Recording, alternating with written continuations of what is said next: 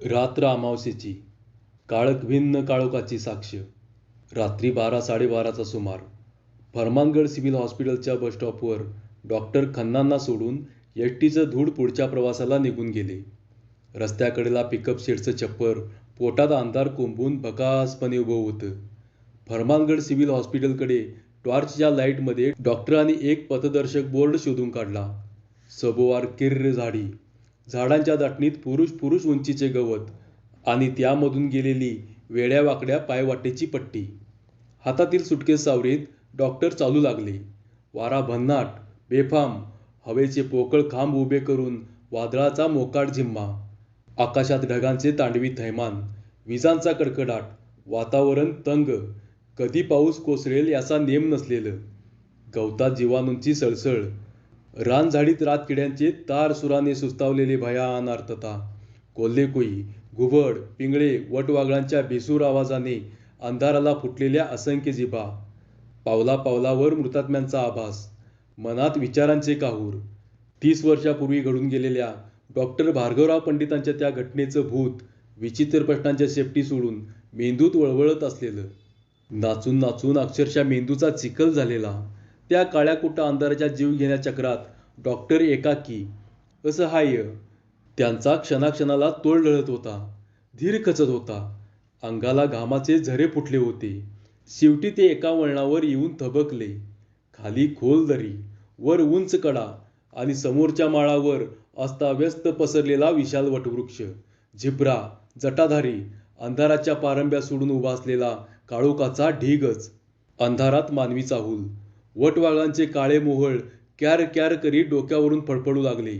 ढोलीतल्या घुबाडाने मोठ्याने घुतकार करत डॉक्टरांच्यावर चाल केली. डॉक्टर झुकले आणि त्यांचा तोल गेला. कोलमडून ते कोसळले. ऐनवेळी दरीत झुकलेली फांदी त्यांच्या हाताला आली. त्या फांदीला धरून ते दरीत लोंबकळू लागले. हातातली बॅटरी दरीतल्या धुक्यात थडथडून जाऊन नाहीशी झाली. कसेबसे सावरून डॉक्टर पुन्हा रस्त्यावर उभे राहिले. MBBS परीक्षेच्या निकालाबरोबरच फरमानगड सिव्हिल हॉस्पिटलचा कॉल त्यांच्या हातात पडला आणि नोकरीच्या सुरुवातीलाच ते असे संकटात सापडले. आता आपल्याला कुणाची तरी सोबत मिळाली असती तर फार बरं झालं असतं. घामाने डबडबलेला चेहरा रुमालाने टिपता टिपता त्यांच्या मनात आला असतानाच समोरच्या घळईतून एक काजळलेला कंदील येताना त्यांना दिसला. अंधारात अधांतरी तरंगत येणारा प्रकाशाचा पुंजका. त्या मळकट प्रकाशात एक उंच, धिप्पाड, पांढरी आकृती स्पष्ट होत गेली. ती आकृती हळूहळू डॉक्टरांच्याकडे सरकत होती. दोघातले अंतर आता कमी होत चालले होते. तशी डॉक्टरांच्या मनात भीतीची वीजलाट सळकून गेली. त्यांना वाटले आपण पळून जावे, पण त्यांना मागे वळून बघण्याची ना हिंमत होती, ना पाय उचलण्याची शहामत. जमिनीशी घट्ट चिकटून असलेली नाळ तोडायला त्यांचे पाय मुळीच राजी नव्हते. आलिया भोगासी असावे सादर. डॉक्टरांनी निर्वाणीचा सुस्कारा सोडला आणि डोळे गच्च मिटून पुढे काय घडते याची ते प्रतीक्षा करीत उभे राहिले. थोड्याच वेळात ती मानवी आकृती त्यांच्या समोर येऊन उभी राहिली. कंदील चेहऱ्यासमोर धरून 2-3 वेळा चेहरा न्याहाळून झाल्यावर ती त्यांना म्हणाली, कोण? डॉक्टर सतीश खन्ना? होय, मीच. आपल्याच नावाचा उच्चार ऐकून डॉक्टरांच्या मनावरचं दडपण ओसरू लागलं. त्यांनी डोळे किलकिले केले. समोर एका पांढऱ्या गाऊनमध्ये एक उंच धिप्पाड धूळ उभे होते. चेहरा किळसवाना, दाढीचे खुंट वाढलेले, नाक माशाने कुरतरल्यासारखे इभ्रूस. मी जयराम चिन्ना, आपल्या दवाखान्याचा शिपाई. चला, मी तुम्हाला न्यायला आलोय. डॉक्टरांच्या चेहऱ्यावरचं नेमकं प्रश्नचिन्ह ओळखून तो उत्तरला आणि डॉक्टरांच्या हातातील सुटकेस घेऊन तो चालायलाही लागला. डॉक्टर निमूटपणे त्याच्या मागून चालू लागले. साहेब, बोलत का नाही आपण? भ्याल आत? तुमचं नशीब म्हणून मी आलो, नाहीतर नाहीतर काय झाले असते? साहेब दचकले. हा भाग दाट जंगलाचा, आडवळणी. आपण जिथनं आलो तो गळईतला वड, भुताटकीचा वड म्हणतात त्याला. त्यावर राहणारी वटवाघळे, पिंगळे, घुबडे, धिल्लांच्या इशाऱ्यावर चालणारे अतृप्त आत्मे आहेत सारे. तुमच्यासारखा कुणी एकटा गावला की हल्ला करता त्याच्यावर आणि बघता बघता फडशा पाडता त्या जीवाचा. दिवसा रक्ताचं पाट वाहतात त्या वडाखालनं, त्यात रात्रीचं काय? तुमची दोरी बळकट म्हणून मी वेळेवर पोचलो. त्यात आज अमावस्या. आयती शिकार गावली असती धिल्लांच्या भूताला. "अ, काय?" डॉक्टरांच्या आवाजात आता कंप निर्माण झाला होता. चिन्हा येण्यापूर्वीचा थरार आठवून त्यांना घामच फुटला. "होय साहेब. अमावस्येच्या रात्री असे भरकटलेले सावज सापडले की सारे अशरीरी अतृप्त आत्मे चित्रविचित्र आवाज काढून त्याला घेरतात. साऱ्या जंगलातनं पळवतात. या चक्रव्यूहातून त्या असहाय्य जीवाला बाहेर पडताच येत नाही. कारण कोणत्याही दिशेने पळा, वाट अडवून धिल्लाचं भूत उभं.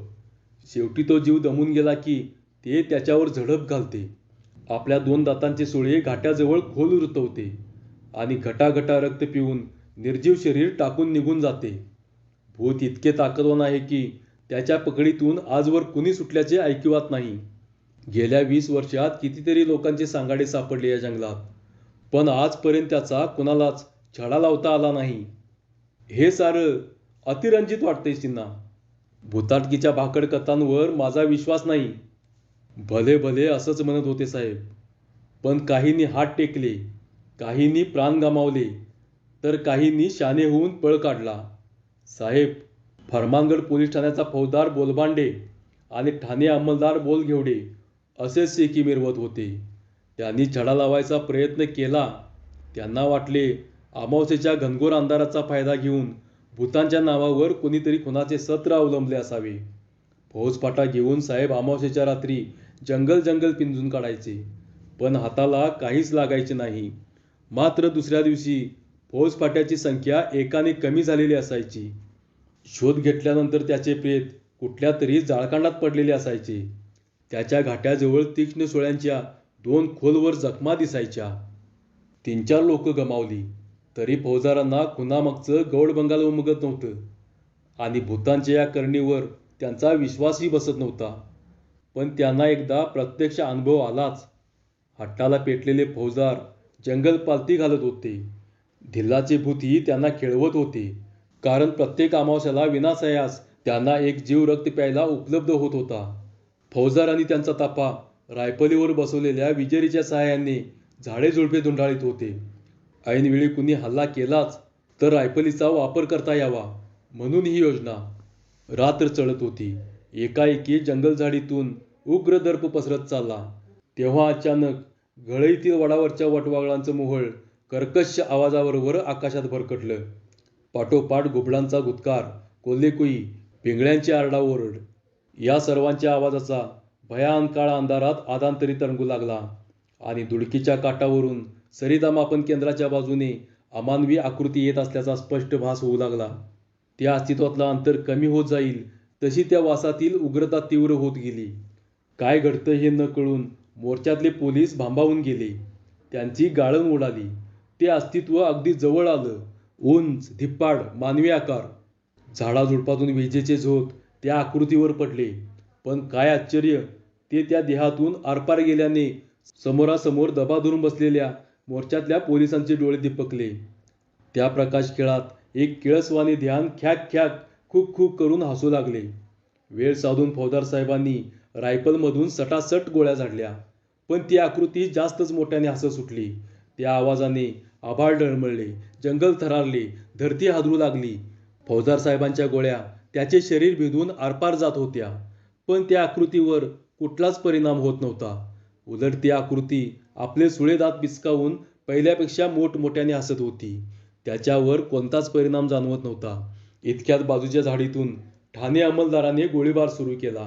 तसा मोठ्याने किंकाळत त्या आकृतीने एक हात लांब करून जाळीपलीकडच्या ठाणे अंमलदाराची मान पकडली, त्याला वर उचलले. अंमलदार बोलघेवडेंना किंकाळी फोडायलाही तोंड उघडता आले नाही. बघता बघता फौजदार साहेबांच्या समोर त्या आकृतीने आपले भयानक सुळे बोलघेवडेंच्या मानेत खुपसले आणि ती आकृती घटाघटा रक्त पिऊ लागली. तसे मोर्चातले लोक सैरावैरा धावत सुटले. फौजदार साहेबांचा धीर खचला. जीव मुठीत घेऊन ते पळत सुटले. ठाणे अंमलदाराचा बळी देऊन ते निसटले. त्यानंतर त्या जंगलाच्या नादाला ते कधीच लागले नाहीत.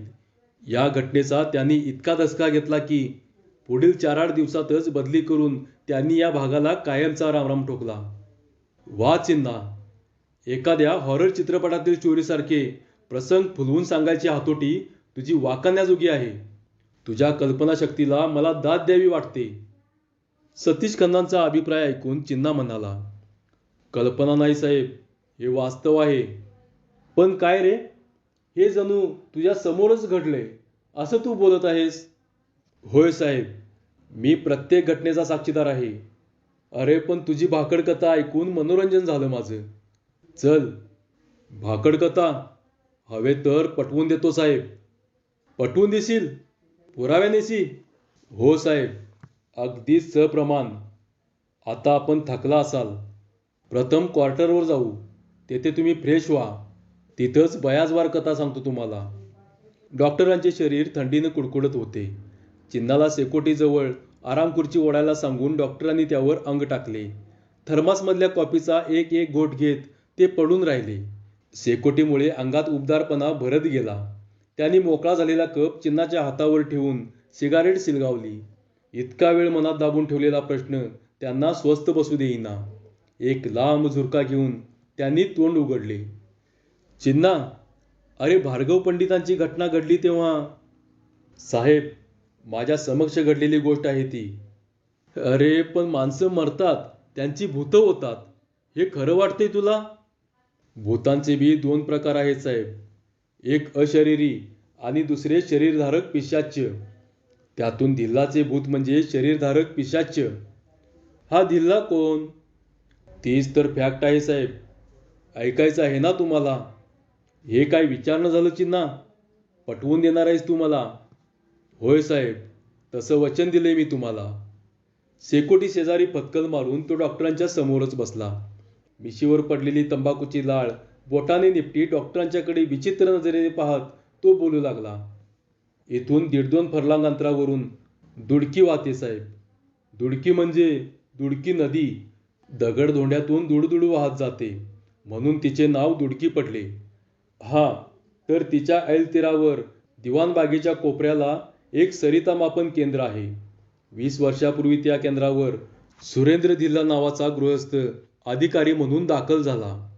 काहीसा एकाकी स्वभाव, उदास, हळव्या अंतकरणाचा, उंच, धिप्पाड, प्रथमदर्शनी भुरळ पडावी असे ते व्यक्तिमत्व. कुणाकडून तरी प्रेमभंग झाल्यासारखा वागायचा. खूप छान सतार वाजवायचा. तार चिडू लागली की अंतकरणातील सारा दर्द भोवतालच्या वातावरणात भरून राहायचा. कातरवेळी कातर होऊन दुडकीच्या प्रवाहाबरोबर वाहत राहायचा. ढळत्या संध्याकाळी जॅकवेलच्या कट्ट्यावर बसून मनातल्या दुःखांना वाट करून द्यायचा.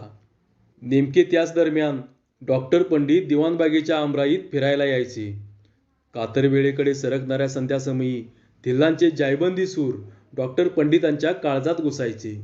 न कळत सुरांच्या ओढीने त्यांची पावले जॅकवेलकडे वळायची. धिल्लांची तंद्री भंग पावणार नाही अशा बेताने ते ऐकत राहायचे.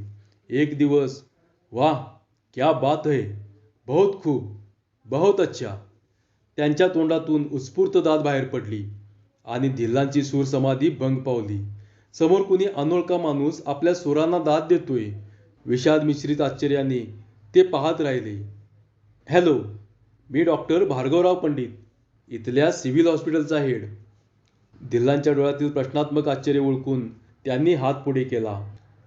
मी सुरेंद्र धिल्ला, या सरिता मापन केंद्रावरचा अधिकारी. अलीकडेच रुजू झालो इथे. पंडितांनी पुढे केलेल्या हाताला हात मिळवणी करीत धिल्लांनी खुलासा केला. आपण सतार फार सुंदर वाजवताय. मनातला दर्द सुरातून काळजात उतरतो. कान तृप्त होतात ऐकणाऱ्यांचे. तसे धिल्ला छद्मी हसले.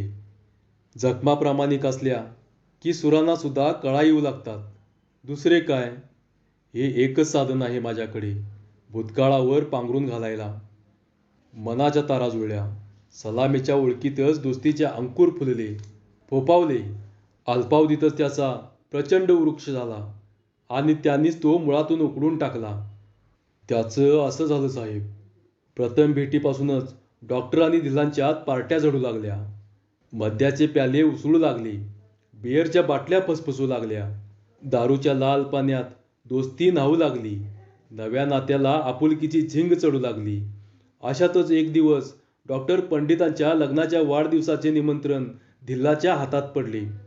पहिलाच प्रसंग होता तो डॉक्टरांच्या घरी जाण्याचा. दारावर टकटक झाली.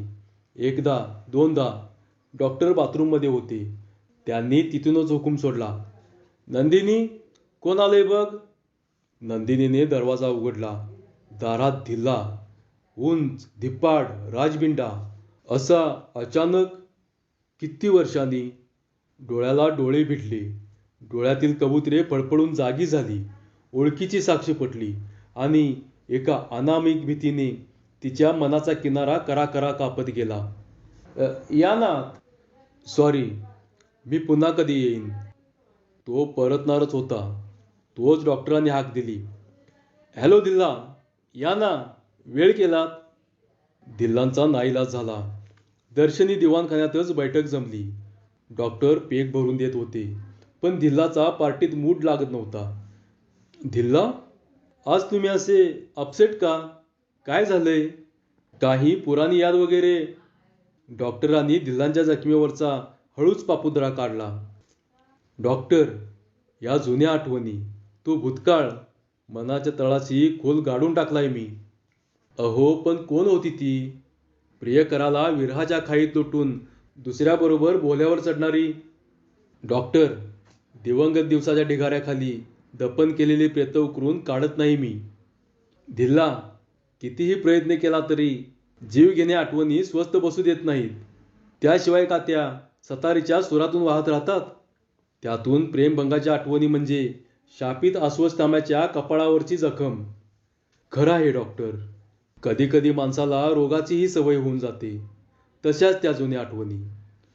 जुन्या आठवणींच्या उत्खननाला नवी झिंग चढत जात असतानाच डॉक्टर, डॉक्टर, दवाखान्याचा शिपाई घाबऱ्या घुबऱ्या हाका मारत आत शिरला. काय झालं जयमल? डॉक्टर उठले. साहेब, एक सिरियस केस आली आहे. सर्पदंश झालाय. चला पटकन. काय? आत्ता? डॉक्टरांची नशा खाडकन उतरली. बरं, तू हो पुढे, मी आलोच. जयमलला वाटेला लावून ते दिल्लांकडे वळले. सॉरी दिल्ला, आमचा हा पेशाच असा आहे.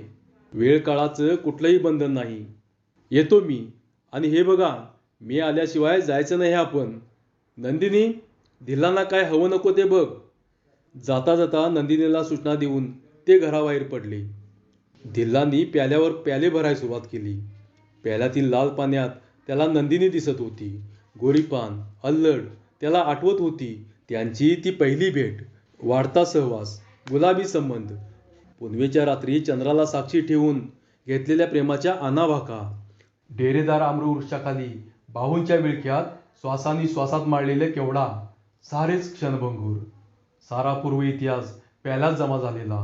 दारूच्या कडू घोटाबरोबरच गिळून टाकावा सगळा. त्याने प्याला उचलला.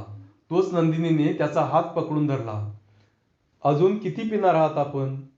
सोड नंदिनी, आता हेच माझं जीवन. फसवत नाही ही माणसासारखी. नंदिनी, खूप स्वप्ने पाहिली होती मी, पण त्या स्वप्नांच्या प्रेतावरून हळदीच्या पायानं बोल्यावर चढलीस तू. माझ्या नावाचा शिक्का ज्या कपाळावर मिरवायचा, त्या कपाळावर डॉक्टर पंडिताच्या नावाने कुंकवाचा टिळा रेखलास.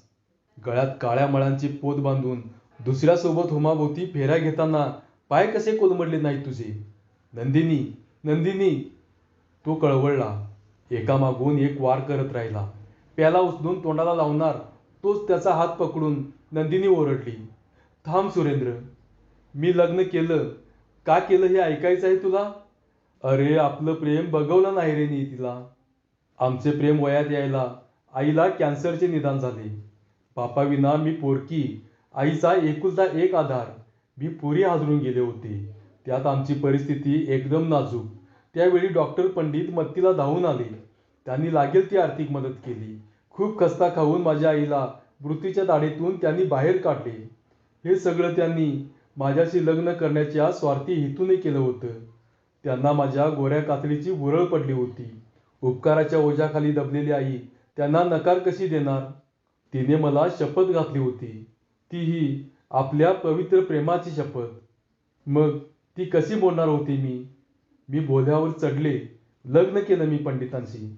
पण जेव्हा जेव्हा मी त्यांच्या मिठीत असायची तेव्हा तेव्हा तुझे रूप नाही टाळता आले मला. सुरेंद्र, सुरेंद्र, तू तू अजून हवा आहेस मला. आणि पुढं काय घडतंय काय नाही हे कळण्याच्या आधीच ती दुपार एकमेकांच्या ओठात पुनर्मिलनाचा शिक्का मारून निघून गेली आणि सुरू झाला जुन्या प्रेमाचा नवा अंक. या भेटीनंतर धिल्लांचं पंडिताच्या घरी येणं जाणं वाढलं. पंडितांच्या गैरहजेरीत प्रेमाची मैफल सजू लागली. नंदिनी पहिल्यापेक्षा अधिकच खुलत चालली. दिवसेंदिवस नंदिनी खुश दिसू लागली. नंदिनीत अचानक झालेला बदल डॉक्टरांच्या मनात शंकेची बीजं पेरू लागला. यावर एक दिवस शिक्कामोर्तब झाले. एका भर दुपारी डॉक्टरांनी बंगल्यात पाय टाकला आणि समोरचं दृश्य पाहून त्यांना धक्काच बसला. दुसऱ्याच्या मिठी स्वतःची पत्नी. त्यांच्या डोक्यात असंख्य झिणझिण्या आल्या. आपले अस्तित्व त्यांच्या लक्षात येण्याआधी ते माघारी फिरले. नंदिनी आताच्या डॉक्टरांशी लाडाने वागत होती. त्यांना जास्तीत जास्त खुश ठेवण्याचा प्रयत्न करत होती. या पाठीमागचं गुपित आता डॉक्टरांना कळून चुकले होते. त्यांनी याची जाणीव नंदिनीला पुसटशीही होऊ दिली नाही. ती आपली खुशीत गाजरे खाण्यात गर्क होती. एक दिवस लाडात येऊन डॉक्टरांच्या कुशीत शिरली आणि लढीवाळपणे त्यांच्या कानात गोड बातमी पिळली. लाजत लाजतच ती म्हणाली, तुम्ही की नाही आता बाप होणार आहात. काय? नाही. हे धिल्लांचे पाप माझ्या घरी जन्माला येणार आणि आपल्या पावलाखाली माझ्यातल्या बापाला चिणून काढणार? नाही. माझ्या पोराचा बाप म्हणून धिल्लाचं अस्तित्व आयुष्यभर मला कोसत राहणार. त्याचा बंदोबस्त करायलाच हवा. ते ताडकन उठले. अंगावर पांढरा गाऊन चढवला. डोक्यावर पांढरी हॅट अडकवली आणि तोंडावर पांढरा मास्क चढवून ड्रॉवरमधले रिव्हॉल्वर बाहेर काढले. पाय उचलणार तोच शॉक्ड. नंदिनी आडवी झाली. तुम्ही कुठे चालात इतक्या रात्री? रिव्हॉल्वरची नळी तिच्या फुगीर पोटावर दाबत ते म्हणाले, फॉर युअर चाइल्ड्स फादर. आणि नंदिनीला लाथीने दूर लोटून रात्रीच्या अंधारात तरातरा निघून गेले. काही वेळाने दुडकीच्या काठावर आमराईच्या बागेत पाठोपाठ 2 बारांचा आवाज विरून गेला. दुसऱ्या दिवशी जॅकवेलचे पाणी लाल झालेलं आणि धिल्लांचे प्रेत पाण्यावर तरंगतेलं. शेवटी पंडितांना एक माहीत होतं की प्रेत पोस्टमॉर्टमसाठी आपल्याकडेच येणार आहे. आपण स्वतःच पीएम करत असल्याने हवा तसा रिपोर्ट तयार करून देता येणार आहे. अपघाती मृत्यू म्हणून एखादा दाखला दिला की खुनाचा वासही न येता प्रकरण फाईल बंद होऊन जाईल. हे सारे आडाखे बांधूनच शांत डोक्याने धूर्तपणाची पावले पंडितांनी उचलली होती आणि घडतही तसेच जात होते. पंचनामा, साक्षी, पुरावे सर्व सोपस्कार पार पडत धिल्लांचे प्रेत हॉस्पिटलच्या पोस्टमॉर्टम रूममध्ये दाखल झाले. रात्रीचे 8:35 झाले होते. पांढरा शुभ्र गाऊन, डोक्याला पांढरी पट्टी आणि तोंडाला मास्क लावलेल्या डॉक्टरांनी पीएम रूममध्ये प्रवेश केला. समोरच्या टेबलावर 6 फुटी धिल्लांचे उघडे बंब प्रेत पडले होते. दाढीचे खुंट वाढलेले, नाकाचा शेंडा माशांनी कुरतडलेला, किळसवाणे इब्रूत ध्यान. समोर तेवणाऱ्या पेट्रोमॅक्स बत्तीच्या उजेडात भयान दिसत होते. खोलीत पसरलेल्या भयान शांततेवर फसफसणाऱ्या बत्तीचा भेसूर आवाज ओरखडे ओढत होता आणि सरकणाऱ्या क्षणागतीत डॉक्टरांचा श्वास धपापत होता. या प्रकरणाची निर्गत कशी लावायची या धास्तीने त्यांच्या श्वासाची लय वाढत होती. आपल्या विचारातच शवविच्छेदकाला पाण्याची बादली आणायच्या निमित्ताने त्यांनी बाहेर पाठवले. शवविच्छेदक परत येण्यापूर्वीच धिल्लांच्या पोटातील गोळ्या काढून डॉक्टरांना पुरावा नष्ट करायचा होता. त्यांनी सुरा उचलून प्रेताच्या पोटावर टेकवला. तोच प्रेताखालचा टेबल हलायला लागला. आपलाच धक्का लागला असावा असे समजून ते क्षणभर स्तब्ध उभे राहिले. पण टेबलाची गती हळूहळू वाढत चालली होती. त्यांनी प्रेतावरून नजर फिरवली तर प्रेताने आपले डोळे किलकिले केले होते. ते विचित्र नजरेने त्यांच्याकडे पाहू लागले. नंतर जीभ बाहेर काढून जिभल्या चाटू लागले. डॉक्टर सटपटले. त्यांना टरारून घाम सुटला. ते 2 पावले मागे सरकले. तसे प्रेत हलायला लागले. त्याचा कुरतरलेल्या बोटांचा बोत्रा हात डॉक्टरांच्या गळ्याकडे सरकू लागला.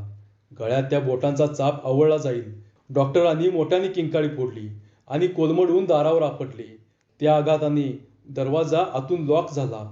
बाहेर प्रेताच्या प्रतीक्षेत असलेल्या धिल्लांच्या नातेवाईकांनी धडाधड धक्के देऊन दरवाजा उघडण्याचा प्रयत्न केला. पण दरवाजा उघडला नाही. त्यात आत काय घडलंय हे बाहेरच्यांना काहीच कळत नव्हते. आता आत प्रेतच उठून टेबलावर बसले होते. आपल्या मांडीवर डॉक्टरांना घेऊन गळ्याला बोटांचा चाप आवळला जात होता. डॉक्टरांच्या मानेत 2 सुळे रुतवून ते घटाघटा रक्त पीत होते. थोड्या वेळाने नखशिखांत पांढरा गाऊन, डोक्याला पांढरे फडके व मास्क बंद तोंडाचे डॉक्टर बाहेर पडले. धिल्लांच्या नातेवाईकांनी, झाले का डॉक्टर? एका सुरात प्रश्न केला. नुसतेच खांदे उडवून डॉक्टर हॉस्पिटलच्या दिशेने निघून गेले. धिलांच्या नातेवाईकांनी पोस्टमार्टम रूममध्ये प्रवेश केला तर समोरच्या टेबलावर डॉक्टर पंडितांचे उघडे बंब प्रेत अस्ताव्यस्त पसरले होते आणि पोट चिरून काळजाचा घड डॉक्टरांच्या तोंडात कोंबून ठेवला होता. धिलांचे नातेवाईक एकदम ओरडले. मग ते बाहेर गेलेले कोण? इतक्यात दवाखान्याच्या ऑफिसमधून मेट्रनबाईंची जीवघेणी किंकाळी कानावर पडली. त्या पाठोपाठच नाही नाही असे मोठ्याने ओरडत धिल्लांचे शरीरधारक पिशाच नदीच्या दिशेने पळत सुटले. याच प्रकाराची पुनरावृत्ती झाली असावी असे समजून सारे जागच्या जागी सटपटून गेले. पण तसे काही घडले नव्हते. मेट्रन फक्त बेशुद्ध अवस्थेत जमिनीवर पसरली होती. चिन्ना बोलायचा थांबला. चिन्नाची गोष्ट संपताच खन्नांच्या मनात एक प्रश्न उभा राहिला. त्यांनी चिन्नाला विचारले, चिन्ना, मेट्रनवर हल्ला करूनही त्या भूताने तिला का सोडले? आणि तेच भूत नाही नाही असे का ओरडत पळाले? कारण मेट्रनच्या गळ्यात साईबाबांचा फोटो होता साहेब. बरे, मग? साईबाबांसारख्या पुण्यात्म्यांचे आणि भूतांचे फार वाकडे असते. त्यांच्या फोटोच्या स्पर्शानेही आपण जळून जाऊ अशी भीती वाटते त्यांना. चिन्ना, माझ्या गळ्यातही साईबाबांचा फोटो आहे म्हणून बरे झाले नाही? होय साहेब, नाहीतर केव्हा शिकार झाला असता धिलांच्या भूताची. कथेच्या ओघात रात्र सरल्याचे त्यांना कळलेच नाही. दूर कुठेतरी रानझडीत रानकोंबड्याने बांग दिली तसा चिन्ना उठला. येतो मी साहेब. प्रकाशाच्या दूताने इशारा दिलाय. थांबता येणार नाही आता मला. मला आता जायला हवे. शेकोटीच्या ज्वाला आता मंदावल्या होत्या पण रक्षी अजूनही लालबुंद होती. त्याचा लालसर प्रकाश खोलीभर पसरला होता. टेबलावरचा कंदील काजळीची टोपी अडकवून जीवाच्या करारावर जळत होता. रक्षाच्या लाल प्रकाशात पांढऱ्या मळकट गाऊनमध्ये चिन्नाचे धूळ भयान वाटत होते. चिन्ना, कपोलकल्पित गोष्ट कशी रंगून सांगावी हे तुझ्याकडूनच शिकावे बघ. कपोलकल्पित नाही साहेब, ही हकीकत आहे. होय? मग पटवून कशी देणार तुम्हाला? पटवून देण्याचं वचन दिलंय मी तुम्हाला. पाहणार आहात आपण? होय, मला पाहायचे आहे. चिन्ना 2 पाय पुढे आला. तो शेकोटी आणि कंदिलाच्या मध्ये उभा होता. त्याने गाऊनचे एक एक बटन खोलले आणि पोटावरचा गाऊन एकदम वर करून म्हणाला, बघा साहेब, तुम्हाला पुरावा हवा होता ना? हा आहे पुरावा. डॉक्टरांनी चिन्नाकडे पाहिले. चिन्नाच्या पोटात पडलेल्या 2 छिद्रांमधून मागचा कंदील आर पार दिसत होता. म्हणजे तू? डॉक्टर मोठ्याने ओरडले आणि गळ्यातील साईबाबांचा फोटो गच्च मुठीत पकडून ते खुर्चीवरून खाली कोसळले. धन्यवाद.